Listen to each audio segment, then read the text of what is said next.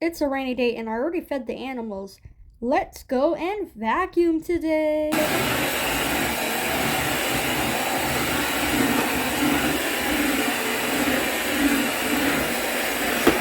Made my bed now to vacuum the floor.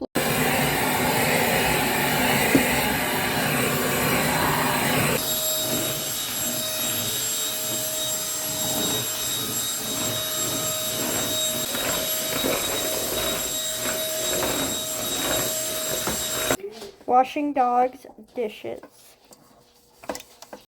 Now I'm just taking a break, but stay tuned for part 2 where we're going to do dog puzzles for the dog since it's a rainy day. And maybe the cat will do it too.